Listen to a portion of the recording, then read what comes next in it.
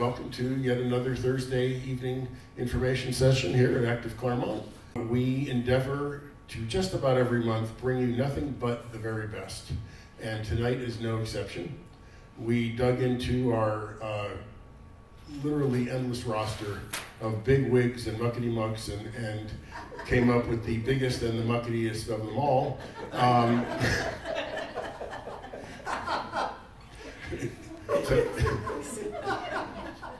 Tonight we have, for your information and education, former Mayor, Council Member Ed Reece, and he's going to be speaking, as you might have gathered, about the Foothill Gold Line update, something we all see snips and bits and whispers in the paper, and would like to get, I think, what's the real deal.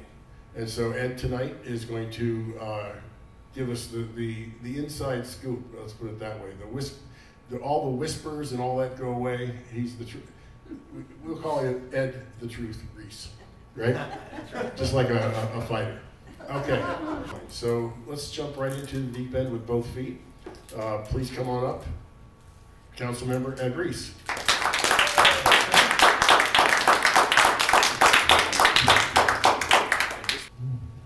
Well, thank you, Russ, and boy, what an introduction. I'm going to take Russ everywhere I go. He makes me feel good. Although I thought I'd have like Rocky music or something since you gave me like a fighter name. But Next time. Next time, okay. Excellent. Well, I'm happy to be here, and thank you for the invitation. The Gold Line, the Foothill Gold Line project is a project that is near and dear to my heart. It's been something that I've worked on for a number of years, not as long as the next person I'm going to introduce, but for a number of years. And I'm so proud of where we're at today as an agency, and what we've been able to accomplish and what we're going to accomplish. And so tonight we're going to talk a little bit about that, about kind of where we've been and where we're headed. And with me tonight is our Chief Communications and Strategic Officer, Levy Buch. And Lisa is also a Claremont resident, so she is, in this case, one of our own. So I'll invite Lisa up. So as we go through this, Lisa's going to run through a few of the slides, or the number of the slides, and then as we get through some of this information, we will then provide an opportunity for some questions, and happy to give you get your feedback and keep you well informed. At the end, I hope you walk away fully informed on the project, and excited as much as excited. I don't know if you can be as excited as I am, but excited nonetheless that the train is coming. The train is coming to Claremont. So, Lisa, it's coming. I know. I was saying to Sonia, it's been a lot of waiting. We all know, a lot of patience, and we are here with good news for the first time. It's beyond exciting. I'm as excited as you are. So thank you. Okay. All right. So I'm going to quickly go through, give you a quick update on, just remind you a little bit of who we are, what we're building today, what the status is of that, and then tell you about the Claremont station and what you can expect. So we are the construction authority that Ed is the chair of our board, and I'm the communications chief, is a separate agency from LA Metro. We were put in place in the late 90s just to plan, design, and build this one line in the metro system. And so when we're done with it, when we get to Claremont and Montclair, our agency will basically go away. We will have completed our mission, but we're part of the LA County system, and so you can see this map that shows where you'll be able to go by rail when it does reach Claremont, and of course where you can go today. We build light rail. All of us out here are used to the Metrolink trains. Those are big, heavier diesel-powered trains. They are transitioning those to more sustainable power. But for now, they are diesel, and ours are light rail. They are powered by the electrical system that are the wires above the train that it connects to. And it runs 20 to 22 hours a day, depending on the day of the week. So you can really use it to go and do everything you would want to do by train. So where Metrolink runs a little bit less often, this is something that comes every 8 minutes during peak periods and about every 16 minutes during off-peak periods. So you don't have to wait too long if you miss the train. Again, this is just a little bit about our agency, and as I said, we're separate from LA Metro. We build it to their specifications, and then we turn over the segments as we complete them. We turn them over to Metro, and then Metro operates them and basically owns them from there on out. We have a board of directors. I'll show you that in a second. We also have a Joint Powers Authority board, which is made up of all of our corridor cities. And those representatives are elected officials that provide feedback to our board. And this is our current board, voting members on top, non-voting members on the bottom. I am missing Caltrans rep, who should be there, but I don't have his picture. But you see our wonderful board chair on the left there. It's a good-looking guy on the left. You're totally good-looking guy. So what I said about patience, it really has taken a lot of patience. This is a story of the patience that we've had. The vision for the project started back in 1990, and when Metro, when there was approval for funding for transit, and a lot of things have happened since then, but the most important part is we are close to being finished next year. In just a few weeks, we'll be completed to Pomona, and then next year we will be breaking ground from Pomona out to Montclair. Okay, and I'll give you an update on all of that. So Glendora to Pomona is what we are building now. It's a 9-mile segment. There are 4 stations. And we broke ground back in 2018. We found out at that time, some of you might remember, that we didn't have enough money to go to Claremont and Montclair, so we environmentally cleared phasing the work, and that allowed us to build to Pomona. We started major construction just a few months after COVID in July of 2020, and we've been able to keep the project on time and on budget despite the fact of the pandemic. This is the scope of work that goes in at the high level of building a $1.5 billion, 4-station light rail system. But things that are important to know: 4 stations: Glendora, San Dimas, Laverne, and Pomona. At Pomona, you'll be able to transfer between the Metrolink system and the Metro system. So you'll be able to go out to San Bernardino County at the Pomona station. You'll be able to do that in Claremont and Montclair as well. There are 21 places that we cross at street level. At those places, we improved everything underground and everything above ground. So those streets are now brand new and will be good for decades and decades and decades to come. We don't ever want to really reopen those streets. We've also built or renovated 19 bridges as part of the project. 4 of those are new bridges over streets. And I'll talk a little bit about what's going to happen in the next segment.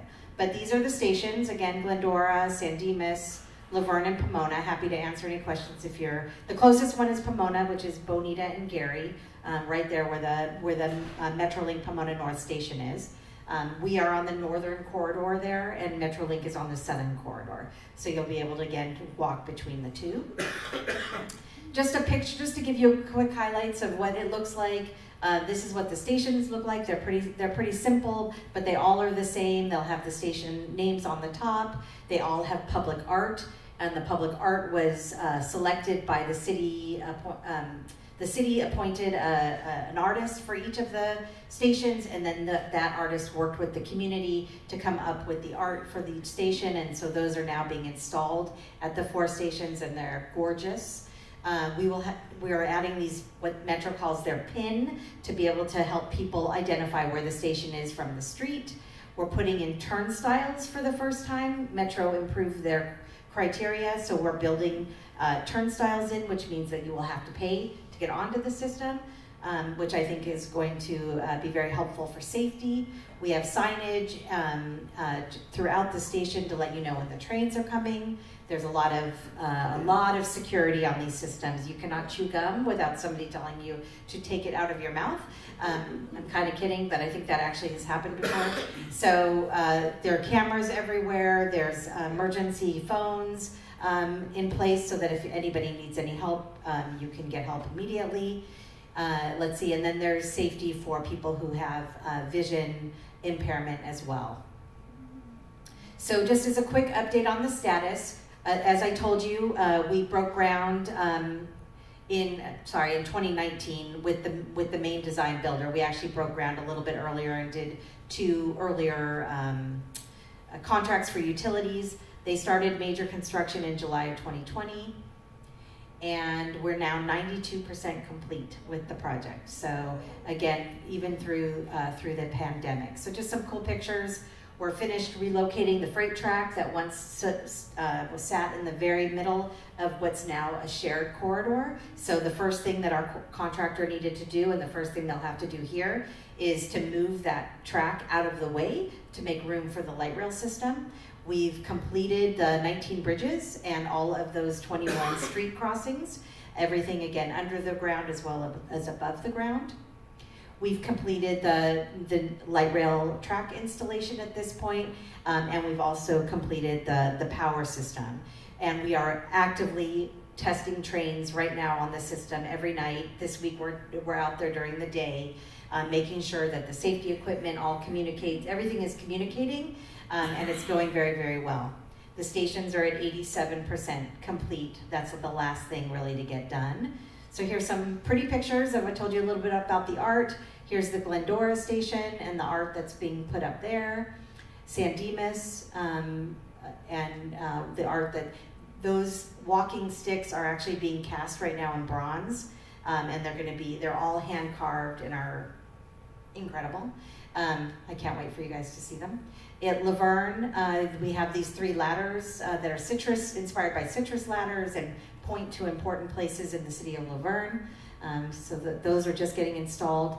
And then in Pomona, the artist actually got community nominations for his art, and people nominated their heroes in their community, and he's now picked, I think, 56 of those people and what power they provided. So, Ed showed me the power of leadership, and there'll be an image of Ed on the tile with that statement next to him. And as you're walking up the platform, you'll be able to read about all these heroes in the city of Pomona, and it's very cool. So again, we're 92% complete with the project to Pomona. This year, in the weeks ahead, these are the things that we need to finish. We're gonna just have to finish the stations, finish the testing, and then we'll turn it over to Metro in January, on the 3rd of January, which is like 6 weeks away. There you go, okay. We keep looking at the chief project officer, you do, and you're like, are you sure? Are you sleeping? Are we getting this done? So he says yes. Right? Yes. Yeah, He he did. did. He said yes. He did. He's a little nervous, but he did. I always give him a hard time on every couple board meetings, last couple board meetings. There's only 3 months. There's only 2 months. Yeah. But he's confident, so that's good news. Yeah, it is good. It's good. He's not sleeping, I don't think, but that's okay. So this is the good news. So Pomona to Montclair, this is the segment that includes the Claremont station. It's 3.2 miles, 2 stations, Claremont and Montclair. We needed about $800 million in LA County to complete the portion from Pomona to San Bernardino County. There's a lot that goes on in that 2 mile, basically a little more than 2 mile piece of the segment. So we just found out, you could say this better than me, I don't know why I'm not saying this very well, but LA County just gave us a funding agreement for the $798 million that we believe is what we need, which allows us to continue on hiring the design builder, which we started back in March. And it's exciting news, I recognize that at some level there's a thought, wow, that's a lot of money. A lot of money. You're absolutely right. One thing I'll share with you, Corey's here in the audience, one thing I'll share with you is we have in our world what's called colors of money. And these particular dollars were allocated specifically for transportation initiatives. So these dollars could not be allocated to building affordable housing or paying for more police officers. That was not this color of money, if you will. Oh. And so my position on it was one, by bringing it to Claremont and into Montclair will increase ridership by thousands of boardings a day, getting people off the street, getting people off the freeway, and improving the lives of residents, visitors, workers, all can have improved lives by having this transportation option. The other thing I'll share on that is that because it's a specific color of money, those dollars potentially could have gone elsewhere. Could have gone elsewhere in California specifically, but more, and generally speaking, but more specifically could have gone elsewhere in LA County. And I made it my mission, and staff made it their mission to do everything we could to get those dollars here, to get those dollars for the benefit of the San Gabriel Valley. And in this case, Pomona, Claremont, Montclair. And so this is historical because this will be the first light rail system to cross the county line. And so that's one historical there. The second historical item here in getting it to Montclair is that this is going to be the longest light rail line in the world. So you would be able to get on in Montclair in a one-seat ride, take it from Montclair all the way to Long Beach. And that's how long this line will be in the end. And so going back to the dollars and cents, and it was a lot of work. I know that I've served on this board for 4 or 5 years. I've served as chair for about 3.5 years. And a lot of work got put in, not only just by myself and advocating in Sacramento and LA County, but by staff. Staff did a terrific job advocating for our community and bringing those dollars to our community for the benefit of our community. And so I want to thank staff, and of course, we have a lot of people to thank, and I'll do that at the end and talk about who I'm thankful for, who helped us bring those dollars to Claremont. And but I'll let you continue with the presentation. No, that was great. The rest of the presentation. That was great. Thank you. So San Bernardino County is responsible for paying for the short area that will go in their county. They have already put aside about $80 million. That is in local and state funding, and so we think they're about where they need to be. When we get the bids in January, we will have the actual number of how much it will cost in Los Angeles County and how much it'll cost in San Bernardino County, and they are going to separate those costs out for us, and then we'll be able to keep track also as we build it, the costs in LA County and the costs in San Bernardino County. So this was a really great day. That was Halloween, but it wasn't Halloween to us. We were at LA Metro, and they approved giving that funding to us. And I would say, Ed, you're so right. The chair of the Metro Board has a pet project that needs billions of dollars, and she would have loved to have taken this $800 million for her project. And so I am too grateful that we're getting it, and we're hopefully have enough in the bank now to be able to build it. So 2 more stations, Claremont and Montclair. This is the general schedule. So as I said, Glendora to Pomona, first week of January coming up. We'll be basically turning it over to Metro at that point. There will be still work happening over the next year, but that's a big milestone for us. In the spring, after we receive the bids, I'm assuming it's all going to go well. In the spring, we'll hire the design builder, and then we'll break ground later next year from Pomona to Montclair. So 2025 is going to be an awesome year. It's going to take us about 5 years, we believe, to build it. And I'll go over the complicated project that it is. So in Claremont, we're basically going to move the Metrolink station from where it is today. We're going to move it to the other side of College Avenue, so it's closer to where the parking is located today. The reason that we're doing that is there's not enough room, literally, to put everything we need with that Metrolink station on the west side of College Avenue. And so it was determined that there were a lot of benefits of moving Metrolink to the east. Number one, people leave for the day. They park, they leave, they're gone all day. Whereas the metro system, people come and go throughout the day, so being closer to the village made a lot of sense. It also will hopefully alleviate a problem at Indian Hill, that when the Metrolink train is at the station, it's too close to Indian Hill that it keeps the gate down at Indian Hill. So we're all waiting there, and we're waiting there, and the train's at the station, and so that hopefully will be alleviated. And so the gate will only have to go down once the train is actually starting to get towards Indian Hill. So that's I think a big improvement. The Gold Line station will be in about the same location that the current Metrolink station is, and again, we'll move the Metrolink station over. This is the artist for the Claremont station. She was selected a number of years ago. Her name is Joyce Cole. She is doing a very large sculpture that will actually be closer to the parking where it's going to permanently be located.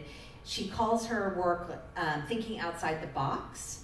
And so this is the frame of what the sculpture is going to look like. And then inside the frame is going to be this gorgeous colored glass with different wording and symbols on it that represents all the thinking and the philosophies and science and everything that take place here in Claremont. So she's going to be representing all of that through her artwork, and it's quite lovely.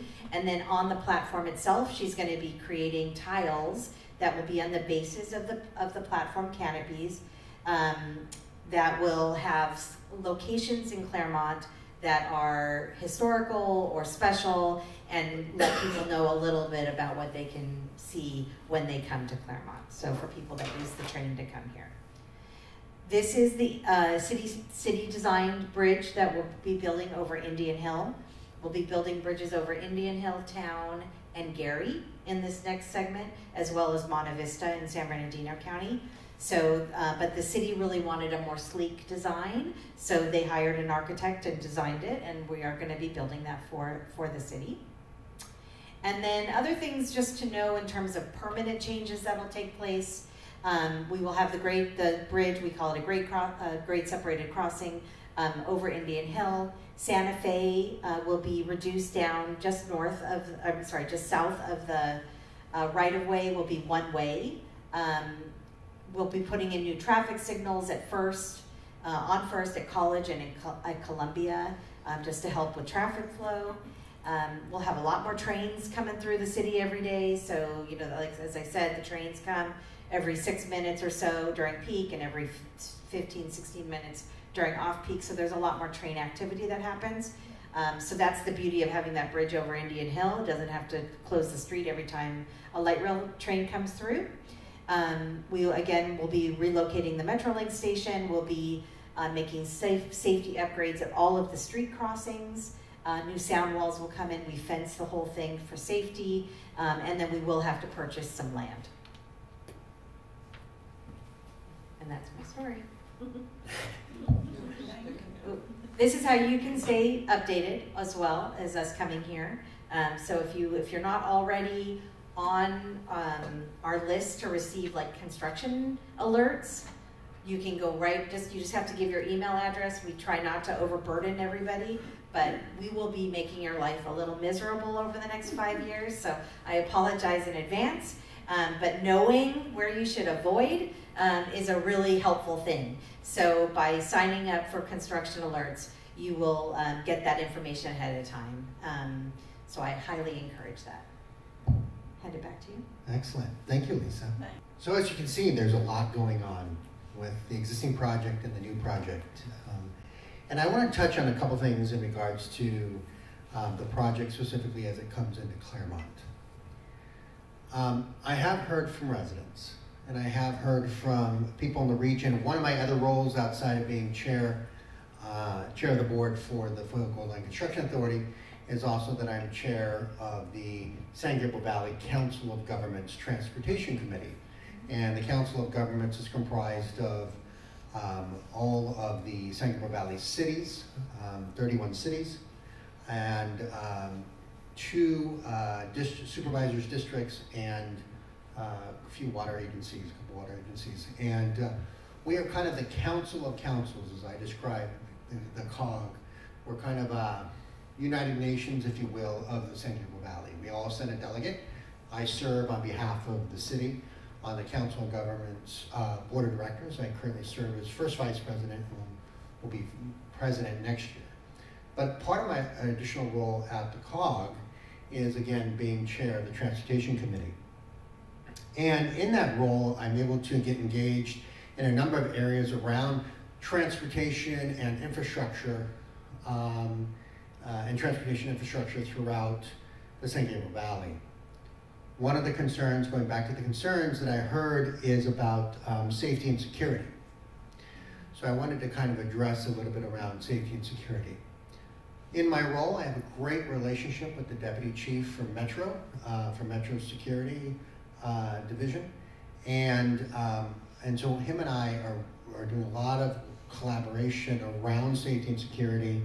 Matter of fact, some of the work that we've done is already coming to fruition in Azusa and addressing some of the concerns that Azusa has had. But in regards to Claremont, he and I have been collaborating and working on a plan, developing a plan so that Claremont, when the train comes here, Claremont is safety and security is addressed.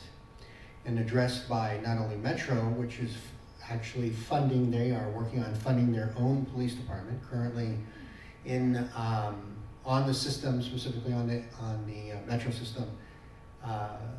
Law enforcement is contracted, and so it's currently contracted with the LA County Sheriff's Department, the LAPD, and Long Beach PD. But that will change over the next 5 years. They will be transitioning to kind of a Metro Transit Police Department. And in that, we are working together to make sure that the Metro Transit Police Department is collaborating and has a plan in place to support the safety and security of the stations, not only in the existing stations that are being built right now, but of course Claremont and the Claremont station. And so, that collaboration is going really well. There's a lot of things that has been learned from the Azusa station and from some other stations that they've done some testing on, security and safety testing on, as well as fare validation. Lisa talked about it earlier in regards to turnstiles. In the new model, we will have turnstiles. If you've been on the system, gotten on at Azusa and taken it towards a Union Station, you will see that some of the current stations do not have any type of turnstile, any type of barrier or restriction. That will change in what we call Phase 2B, which is the Glendora, San Dimas, Laverne, Pomona segment, and it will also change in the Claremont and Montclair segments. That'll help with safety and security. That'll help with making sure that riders that are getting on and off are validated through the turnstile system, and making sure that those that have not paid their fare are not on the system. I think there's a lot of other things that are going to happen. And again, talking with the Deputy Chief, we talked about more foot patrols on the trains, getting the trains, the officers on the trains more, on the platforms, collaboration with local police departments. Right now, the policy, if you will, does not, they don't want our municipal police, in this case not in Claremont, but let's just say Glendora, for example, or Azusa PD, they don't want them on the platforms. They don't want them within the platform area because that is kind of the metro space, and in this part of LA County is LA County Sheriff's Department's control and space. However, in my conversation with the Deputy Chief, he and I are collaborating to work together to make sure that Claremont PD can be on the platform. Claremont PD can get out of their cars and patrol as well as an additional layer of safety and security. Imagine if we were riding the train and we get on the platform and we see the Claremont PD there, how that would make us feel as Claremont residents. knowing that our officers were there protecting us as well. So a lot of work to be done there, and a lot of work coming. One other element I will share is I have been working with our chief of police here in Claremont in developing a plan, also again, developing an internal plan to address the safety and security of the train coming into Claremont and the platform. And so there's, again, a lot of work to be done. But we are, I think, a little, I would say, ahead of the curve in relation to, I think, some of our colleagues in for example, Azusa. I think it's not to their fault. I think there was a couple of things that happened there. There was not really a history or understanding of what might safety and security look like in Azusa, both on the system, but during the pandemic and after the pandemic. I think there's a lot of dynamics happening there. And so what will happen now in our case is we'll take all of that information, everything that we've learned there, and apply it for Claremont and figure out how we can come up with a better plan and address it head on, ahead of time, versus after the fact. So, I know we've shared a lot, and I'm happy to answer, Lisa and I are happy to answer any questions you have around the Gold Line. Well, I still call it the Gold Line, but the A line technically, as it will eventually come into Claremont. So, any questions? Bueller. So, why is it $800 million to go a little over 2 miles? You touched on that and said, I'll cover that. Yeah, I missed it. Well, I think a number of reasons, but I'll let Lisa give her perspective on it first. Well, first of all, it sounds like a lot of money, and it is. But if you compare it to other projects that are being built around the county, we're actually pretty cheap in comparison. It sort of, you know, I look at it every once in a while, I do the little calculations, I'm like, okay, well, it is. But the reason I think it's so, it's gonna take 5 years to build, and time is money, right? And the reason it's gonna take 5 years to build is we have to move the Metrolink system over while keeping them operational the whole time. And it's their system that is the most active of the whole Metrolink program. The trains come, they're trying to get it every 30 minutes at this point. And so we have to keep them operational while we build. So we're gonna have to build sort of detours for them in order for us, they're called shoe flies, to be able to help keep them operating while we build. And that just takes time and money. We are building, as I said, 3 bridges in LA County, Gary Town and over Indian Hill. And all of that is very, very expensive. And we have to move the Metrolink station over as well. So there's a lot of work that has to happen, and it just takes a lot of time, and I think bottom line time is money. Yeah, and I would add to that, keep in mind that this is a public works project, if you will, right? So that does mean prevailing wages, et cetera. So all of these things add in to the costs, right? Even delay. So, you know, even over time, there's been inflation, the costs of materials, raw materials, steel, et cetera, have gone up. And so just the delay from 5 years ago to today we've seen a significant increase in cost estimates. And so there's, as Lisa shared, there's a number of those building factors. But ultimately what I am happy to share about is that the authority does its homework. And so we have professional consultants that will come in, and they put together their own estimates, independent independent of the builder, of the potentially whoever gets, well, potentially the selected builder. And so we do estimates, independent estimates. And in this case, we've actually done multiple independent estimates to make sure that we know, is this the number? Should this be the number? And so we have a document and a gauge in which to look at a bidder's proposal and say, wait a minute, this is outside of what is expected or what should be, or this complies. This is within estimates or expectation. So I say all that to say the authority is attempting not to frivolously, boy, that's a hard word, and not to waste funds, and to make sure that those funds are spent appropriately and they're justified as such. Is also is it expensive as heck also because you have so much that's elevated?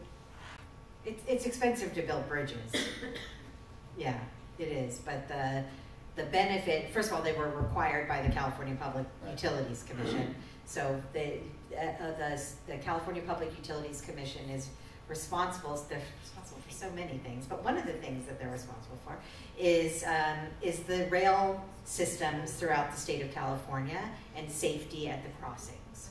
And so they literally look at each crossing along our 25 station system. They've looked at each one, and they've said this one requires a bridge, and that's for safety of traffic of the traveling public, but it's mostly for safety for the trains.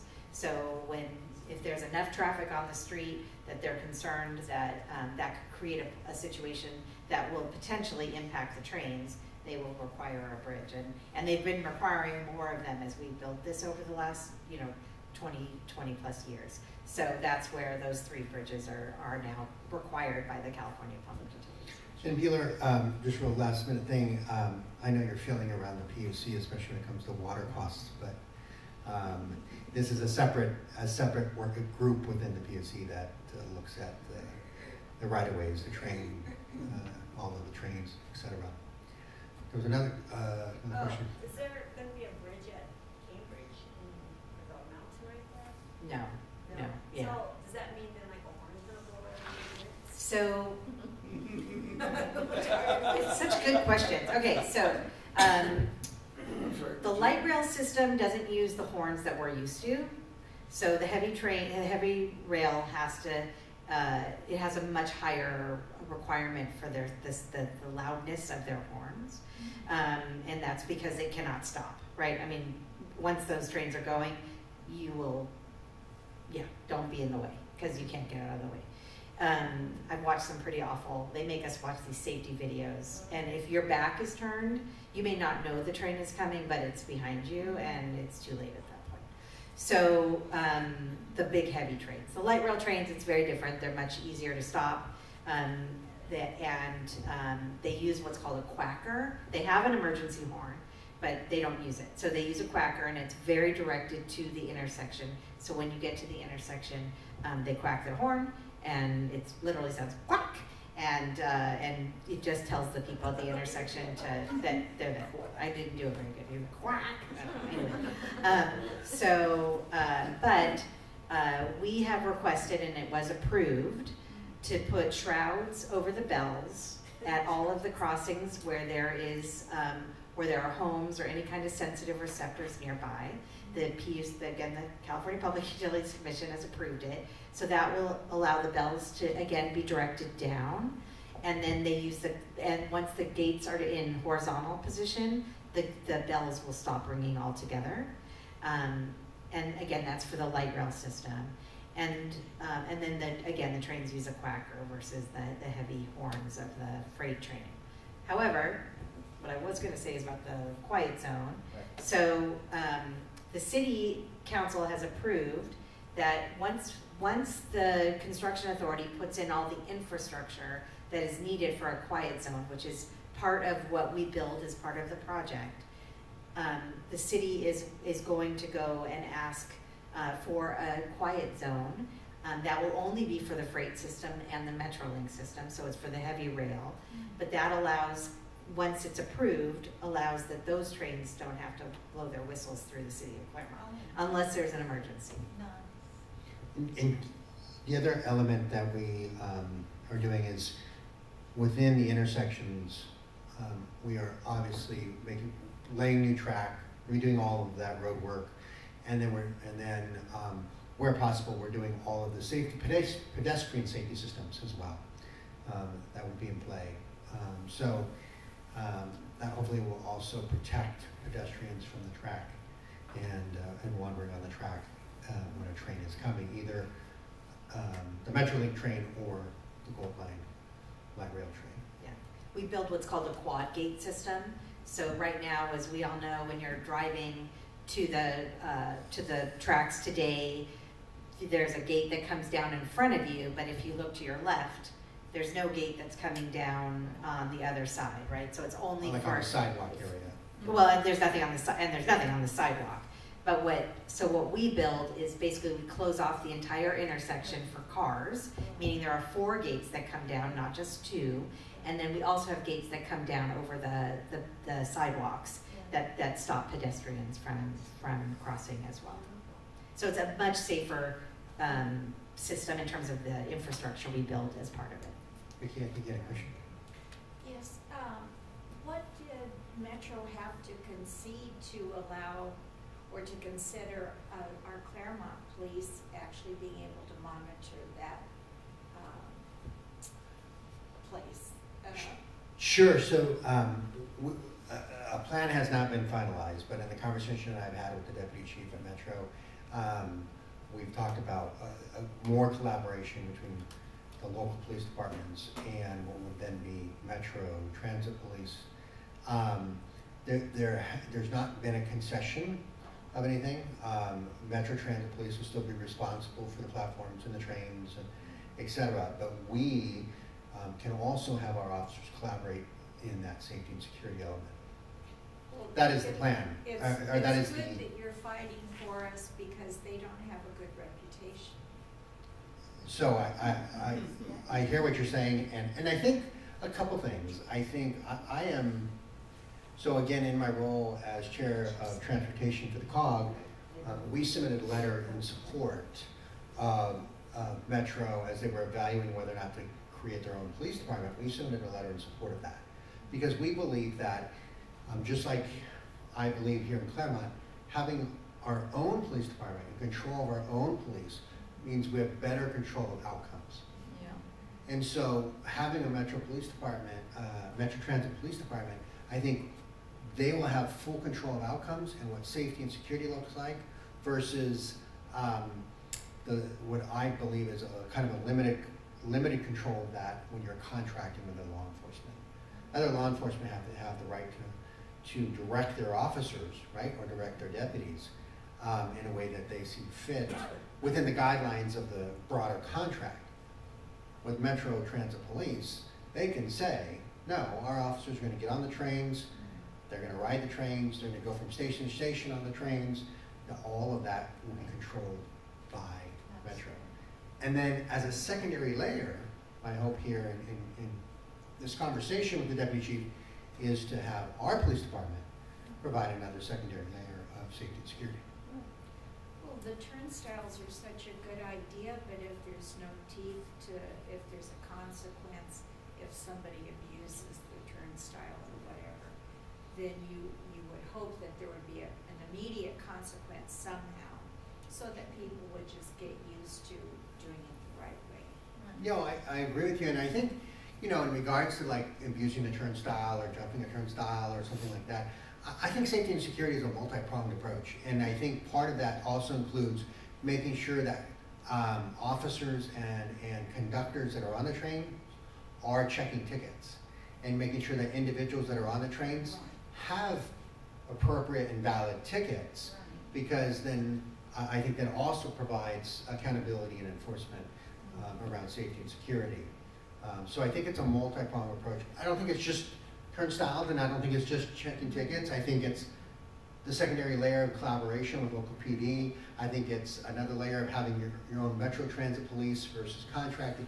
So there's a number of layers to this, but or a number of prongs. But I think adding to what you said, I think that's another element. Well, thank you for being our voice. Oh, my pleasure. My pleasure.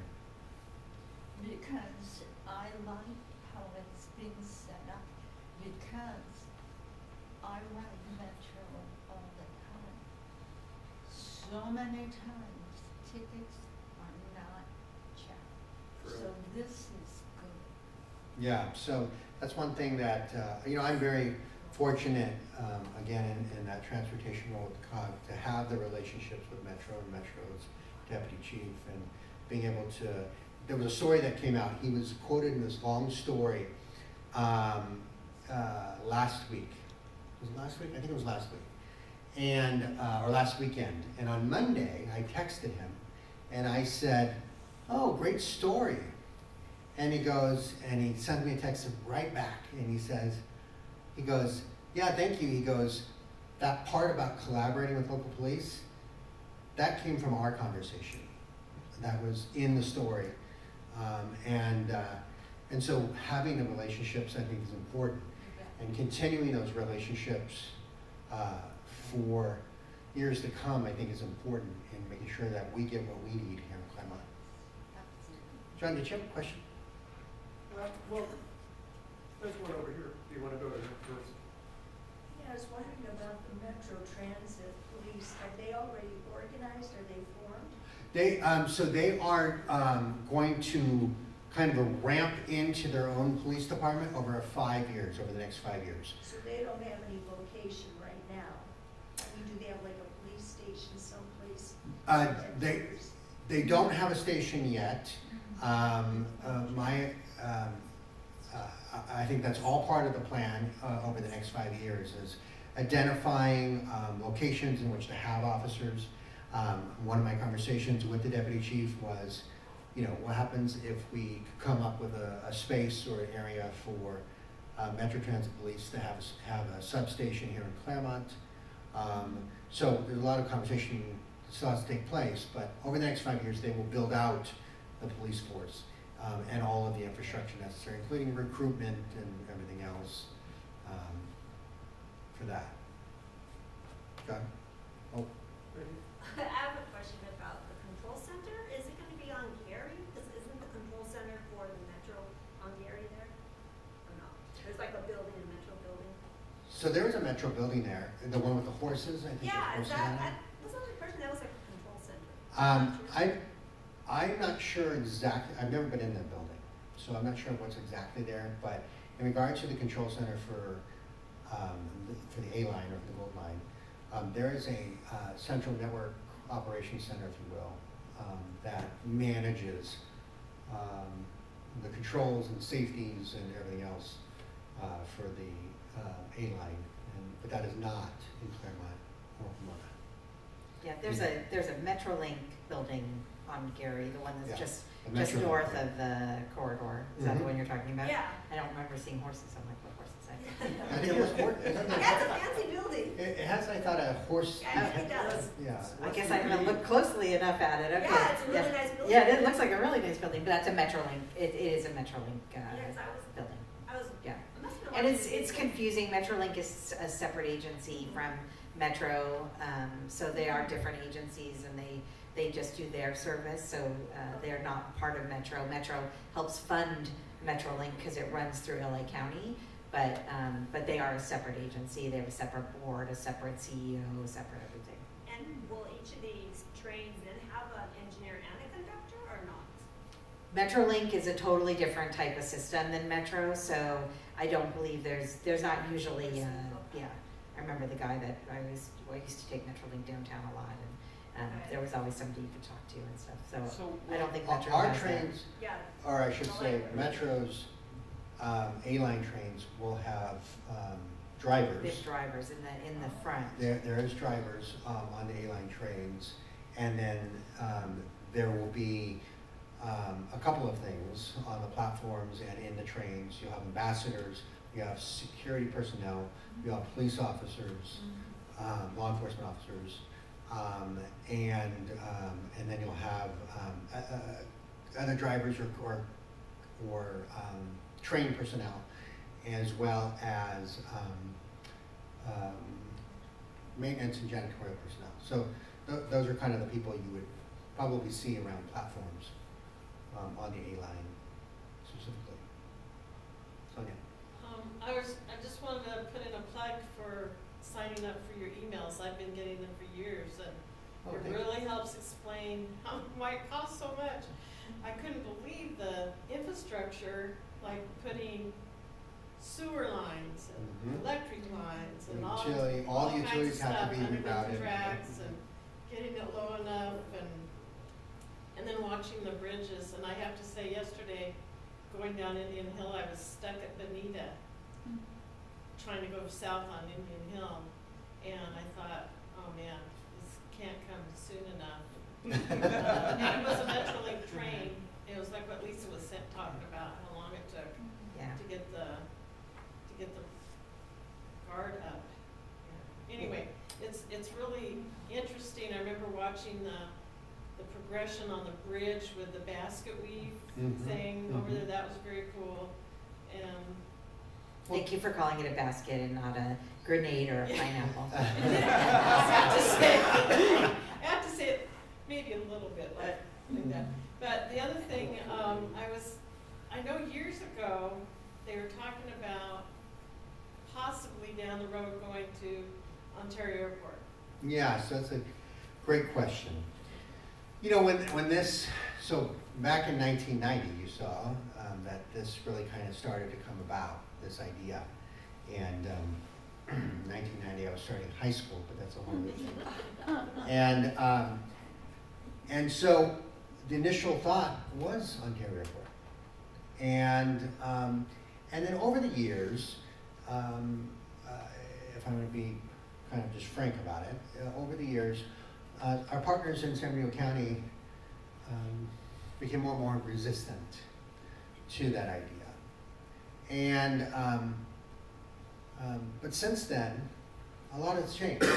So in my role as chair of the Fluent Gold Line Authority, I've worked to improve our relationships with our partners across the county line. And we have the best relationship that we've had in years now with our transportation partners over there, specifically with the San Diego County Transportation Authority. And matter of fact, that president, the current president of SBCTA, is Ray Marquez, and he and I have a fantastic relationship, and so we built that over time. Over the last about year and a half, we've been repairing and building that relationship, to where now Ray's even talking about Ontario Airport. And so the conversation is shifting and changing. I will tell you, this authority and these two people won't be building it to Ontario Airport, but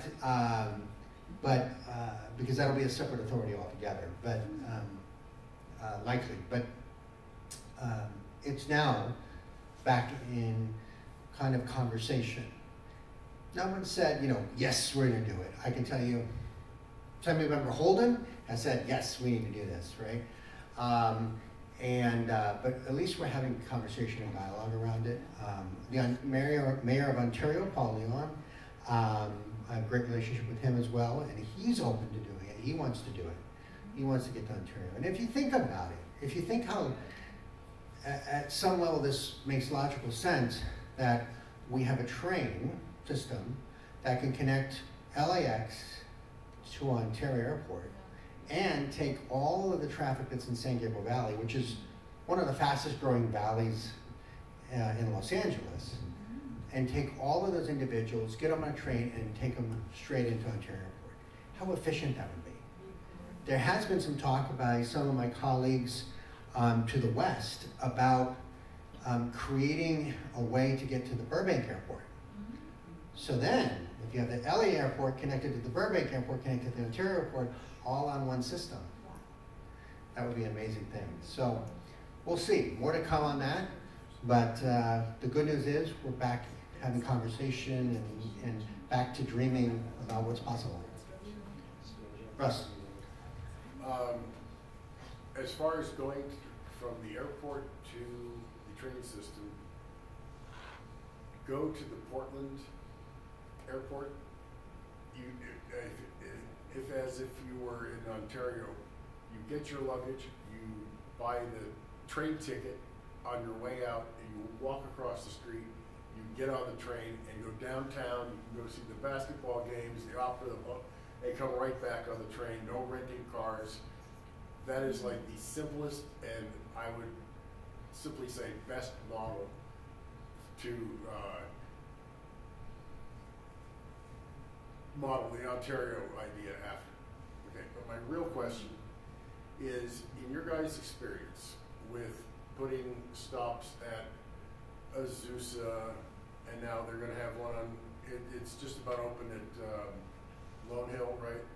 No, Glendora is near the post office in Glendora. Well, you can see it from the Costco and what have you. No, that's a bridge. That's not the station. That's just the bridge. That's not a station. Okay, that's just a bridge. There's That's going to be no station. Correct. Which is the longest bridge Yes, in the whole. in the whole system. Yeah. Is right Yeah, there, that Lone Hill Bridge. That's a serious, that cost a lot. But it came out nice. But my real question is, places you find where you put stations, do you find that it makes it easier for people living in that community to go work elsewhere?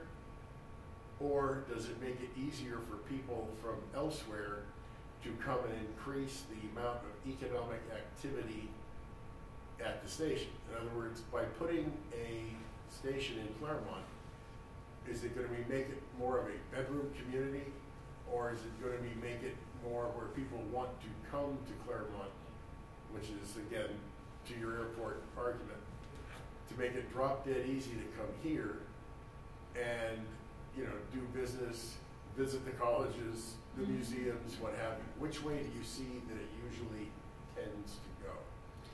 From my perspective, it's not which way, it's both ways.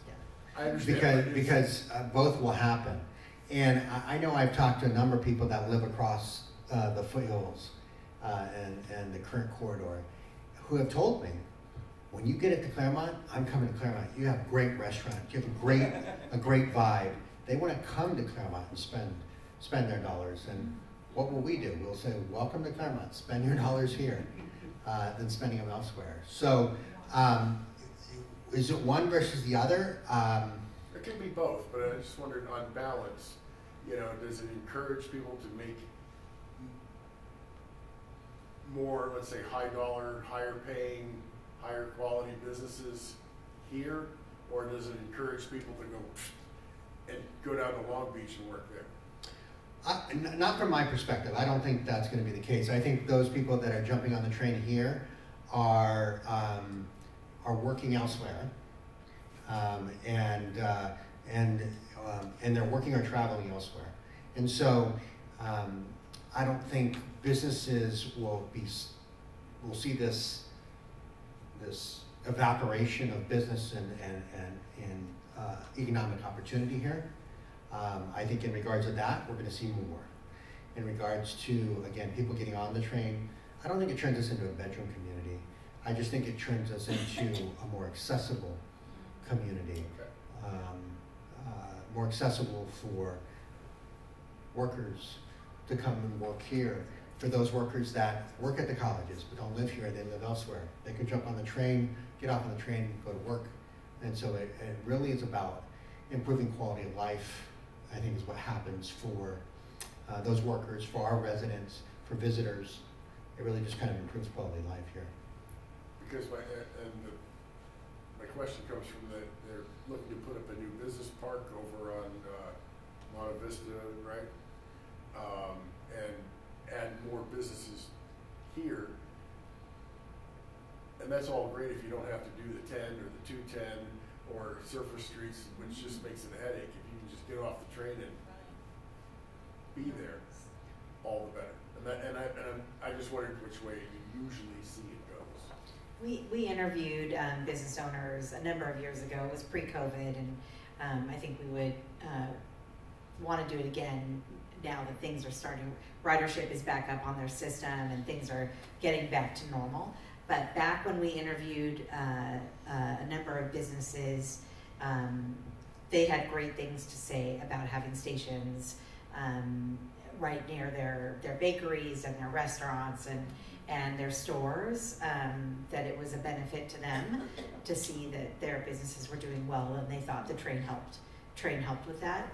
And the other thing is all of our cities have prepared for the train by creating specific plan areas around each of the stations, and in those areas, the cities are promoting more housing. You know, we all need to have more housing in all of our cities. We're required by the state. I'm sure you guys are well aware of that. And so it provides this really great opportunity to create new neighborhoods right around these stations. Claremont's a little bit different because there's a lot that's going on over there, but the South Village specific plan, I think that's where you'll have a lot more housing that's close to the station, allowing families to live there, be able to utilize the train to get to Pasadena, to South Pasadena, places that they're going for work, and as Ed said, and come this way, and for other people to come this way, and of course for those people to shop and live and enjoy being in Claremont as well. So all of the cities are having those that plan in place, and each is slowly getting those. I mean, if you look at Monrovia, crazy amount of housing has been built in Monrovia in the last few years, right around our station. And a lot of our stations are like that, where they used to be these industrial areas because it was a freight train that came by every day, right? So now you have a light rail system, it's a whole different system, and it's providing an opportunity to take those industrial neighborhoods and turn them into residential neighborhoods where people can now live and work and play. So, and that's happening. And we have a specific plan. The City Council has already approved a very specific plan for South Village area. And so combined in that plan is residential, both purchase and rental and restaurants and entertainment and public areas that can be used for public entertainment and public space, for public events. Oh, a hotel. Yes, thank you, a hotel. So we have a plan already in place. So it, which is fantastic that we've kind of pre-planned for all of this and know what that kind of looks like. And so more to come on that project. Yeah, so but what's holding it up? Do we know I'm sorry? Do we know what's holding up that whole plan? I don't know specifically. I can just tell you from my perspective. My perspective is probably a number of things in regards to construction costs, construction financing. Right now is, from my perspective, not the best time to start to dump a lot of money into construction. That will take years and years to get back an ROI on. And so, from my perspective, that's probably what it is. But I have not spoken with that developer specifically. But in any case, going back, so I think there's, again, a huge opportunity for us to generate some revenue. I will tell you, and part of my vision for Claremont is that the train not only brings people into the village, but brings people to other parts of our community, including the 10 freeway area and the baseline area and the foothill area. And so part of my vision is to create a way to interconnect those areas. And so I'm working on that as part of my Claremont plan for transportation and connecting those corridors, those commercial corridors, to the train itself, to the light rail system itself. Any other questions? Yes, Mrs. Bueller. I just want to know, as a naive train traveler, how would I know the difference of should I take the Metrolink or the Metro? All I know is that the Metrolink goes straight to Union Station and that the Gold Line goes to Pasadena, but they do stop in a lot of similar places. So as a naive traveler, how would I know which one to do if I don't look at a map? Yeah, so that's a great question. So there'll be a number of ways that that information will get communicated once the system is active in revenue operation. But in my head, the way I kind of look at it is Metrolink is really kind of a direct train to Union Station. And the cost of a Metrolink ride to Union Station and back exceeds, I think now, $14? It used to be 12 when I used it. I think it's like $12 or $14 now. A ride on the A line, which will go across, up in through Pasadena, across the foothills, and down into Union Station, and taking about, It's like 10 more minutes. yeah, 10 more minutes than the Metro Link train at a ride cost currently of $1.75 75 one way. one way. Oh, Yeah. So, And that's not a good. senior So- discount. Okay. what? And that's not a senior Yeah. The discount. further you go, the Yeah, cheaper. it that's, is. senior Yeah, discount is even less. That's for everybody. That's just, everybody. Yeah. So there's a couple of factors, right? On the Metrolink train, it will come there's larger intervals between when the train will come through the stations here in Claremont versus the A line will come at a higher frequency. So it's a little more convenient from my perspective. And the cost is much more different. So I think depends on your motivation. And it also depends where you're going. Yeah, right? that too. So, I mean, if you're going to Union Station, if that's your destination, then you have two options. But if you are going to where so many of us go every day, you know, Pasadena, South Pasadena, Duarte, Monrovia, any of those places along the foothills, this will get you there. You know, now you have to go to downtown and then grab the A line and go from right. So this will just get you there faster. You know, and it's a very different system. And I will be honest, I tell people this all the time. It's kind of embarrassing. I get car sick, so I cannot ride the A line and look at my phone. I literally had to get off the train once. I was worried about getting to my meeting, and I was using it, and I got super sick, and I had to get off the train. The Metrolink, I never feel sick, right? It's just so smooth and easy. So it's it might be some of those personal choices too, but I think bottom line, it's really it's where you're going and when you need to get the train there and back, economics and yeah.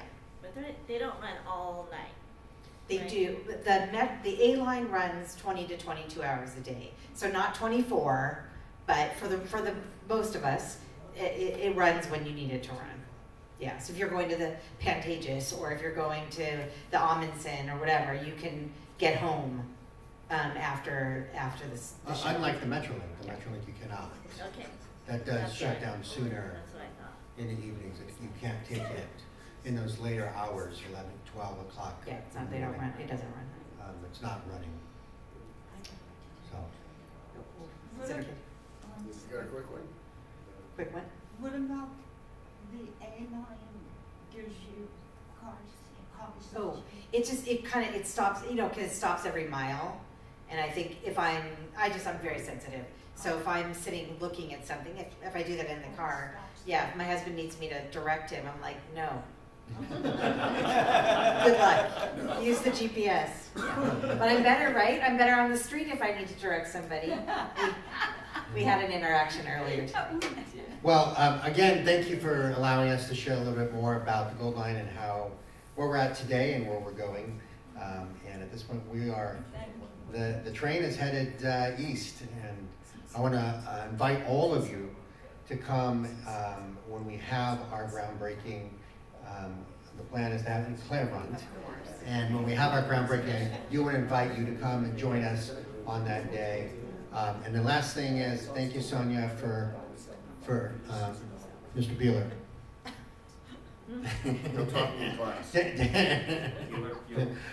Thank you, Sonia, for the plug on my newsletter. If you don't get my newsletter, see me after. Happy to get you signed up. But Russ, Mr. President, thank you. Quite welcome. Thank you again. And I'm going to ask for our small but mighty crowd a big round of applause for our guests.